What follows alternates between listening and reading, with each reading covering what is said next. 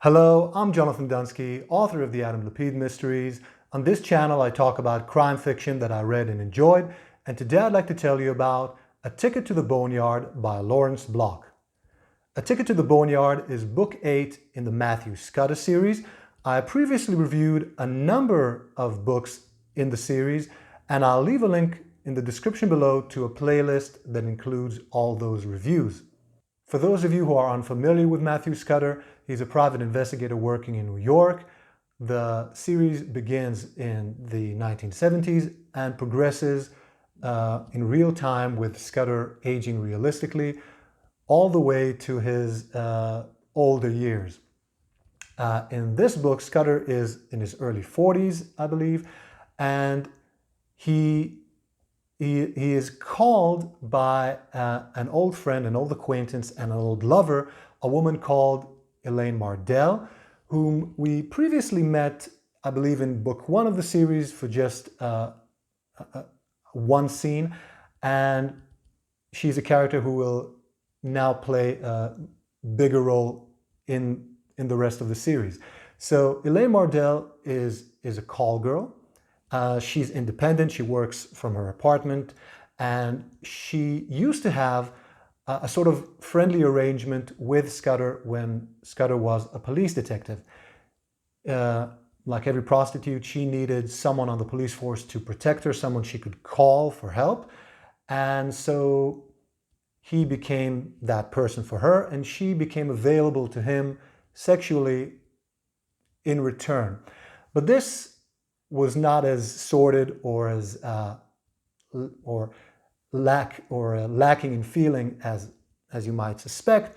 They were quite fond of each other. They got along well, and the relationship survived Scudder's leaving the force and becoming a private investigator. They still used to meet from time to time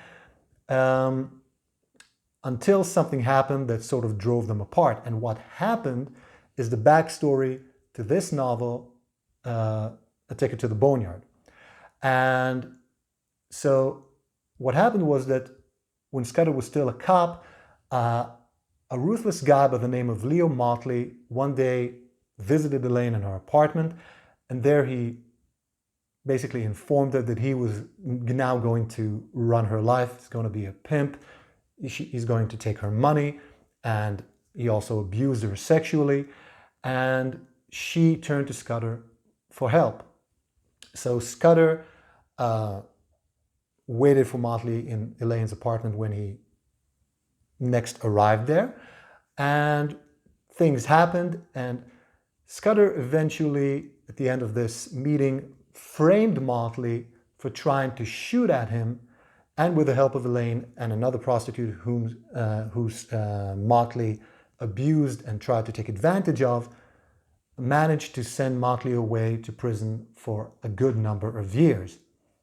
Fast forward to the time in which this book takes place, that other prostitute who has managed to build a straight life for herself was brutally murdered, and as it turns out, Leo Motley was released from prison, and he is now coming not just after Scudder, but after all the women in Scudder's life. That's how he puts it. He intends to leave Scudder for last. And of course, one of these women is Elaine Mardell. She and Scudder are now thrust into each other's life back again, and they now need to find a way to deal with Motley. And it's not so easy to turn to the cops because they had framed Motley, at least in part, back then, which led to his imprisonment. Now, Motley is one of the most effective and scariest villains that I've ever come across in crime fiction. He is quite ordinary in appearance.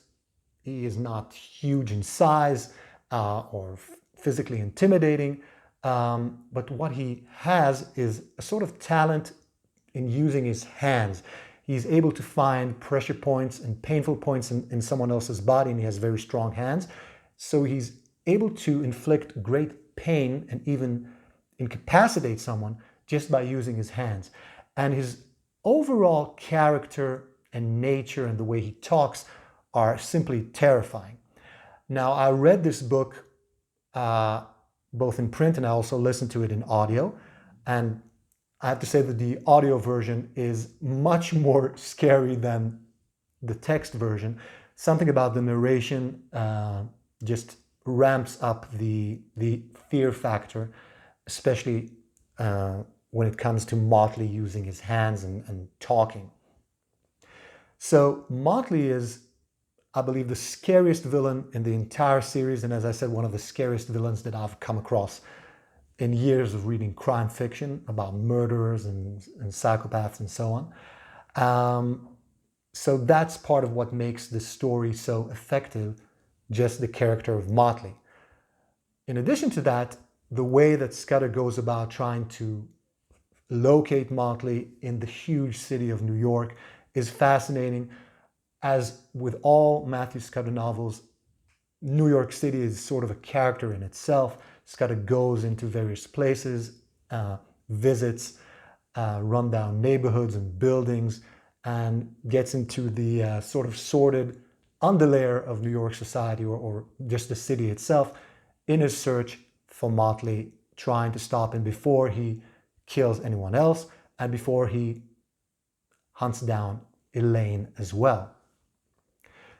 In this book, Scudder is, I believe, at some of his most vulnerable points in the entire series, because he is faced with a very capable villain, someone who is after him specifically and not just after his client or someone else for whom Scudder is now working or at least operating on his behalf. Scudder is one of the intended victims here. And this, of course, adds to the tension, raises the stakes, and makes this book so effective. So this is not a novel for someone who is was looking for a cozy read. This is very much an intense novel, a novel in which you actually feel the fear and the tension and the terror that the characters are going through.